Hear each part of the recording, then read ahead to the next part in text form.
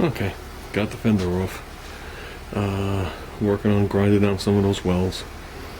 See a little daylight through some of the welds.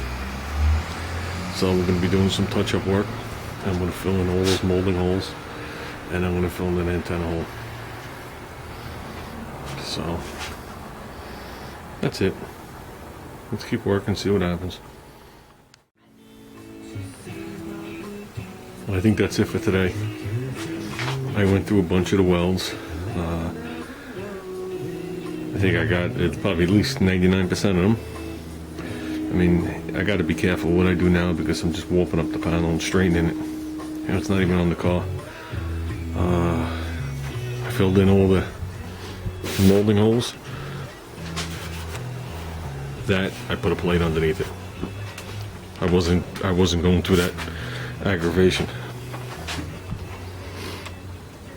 So I'll seal that up. That definitely will not be an issue. It's not even in the area where water would hit. So the main part of the fender I did with these 50 grit discs. But anywhere you got near, like the well and around, and anywhere you got near an edge, I did it with a fine brown disc. So I'm not even sure what these numbers are on these 3Ms. But they're fine. You use them to take gaskets off or whatever it is. Because I didn't want to destroy any of the edges. So I think that's it. I mean, the majority of the stuff you're looking at is the 50 grit. Because the majority of the stuff you're looking at right now is going to be bondoed. And that's reality. Like I said, by the time you get the fender wall back in and you get that seam in the back and the seam in the front, and the low spots from filling in all the molding holes, it's bondo. So I'm trying to keep it as thin as possible. But this is a tricky one for me, guys. It's not as easy as when I did those quarter panels. You know what I mean? People think it's easier. You know, the people I talk to, oh, it's only a fender. You converted it to a two-door. I don't know. This thing just wants to heat up and move.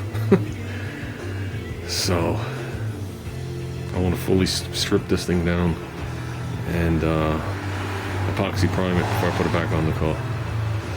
So I'm going to hit it over. I'm going to go over that with a DA. Get rid of some of the 50 grit sanding marks on it. So, but I mean, that'll be at the top of the fender. I don't see any dings in it at this point. You know, but by the time you smooth that out, then it's going to be in this vicinity here. So, got some of the low spot out here. Got a couple, you know, dimples from doing it. I did my best, but it's definitely out further. Okay, you know, you still got, it's a little low right in this vicinity, but there's, at this point, there's nothing I can do about it. I mean, there's not much you could do. The fender wasn't designed for this. So, and like I said in my last video, next week I will be picking up a left side fender with molding holes, of course.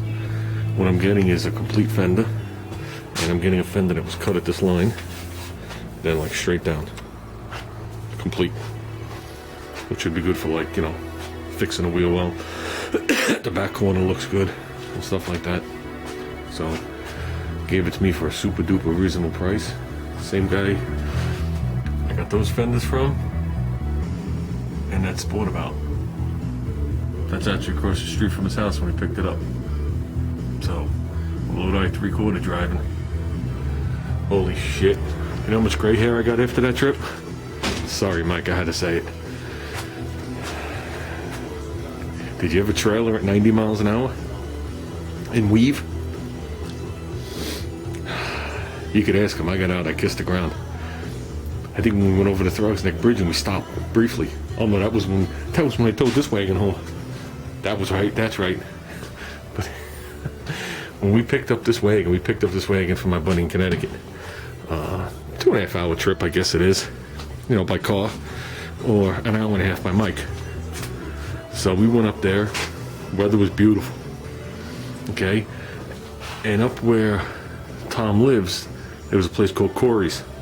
I guess you'd have to be in the vicinity to know what it is, but it was like, it was a hamburger, you know, hot dog place. It was like in a lot.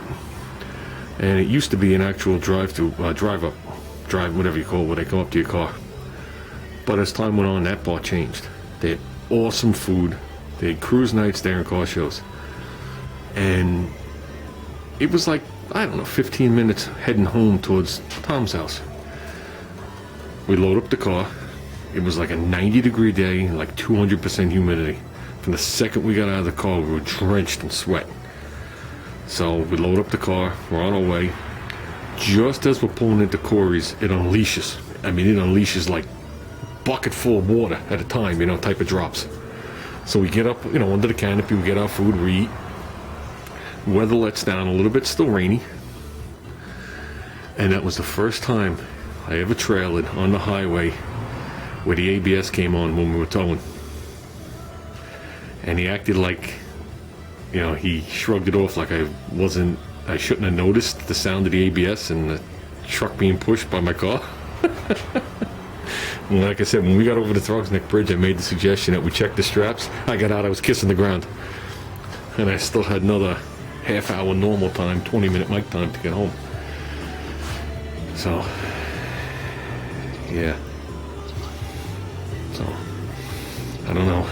If I'm ever pinned in my car and they have to cut me out of it, I'll have Mike come with the trailer and get me to the hospital, because that'll be quicker than the EMS cutting me with the jaws of life. So, but then again, it's all good, Mike. It's just the way you drive. So, with that, I think I'm going to call it quits. I got to clean up here. There's all that dust on me and in me and on me and around me. So, that's it. At least I got something done today. So, it's pushing on it. You know, like I said, that's it, guys. Happy YouTubing.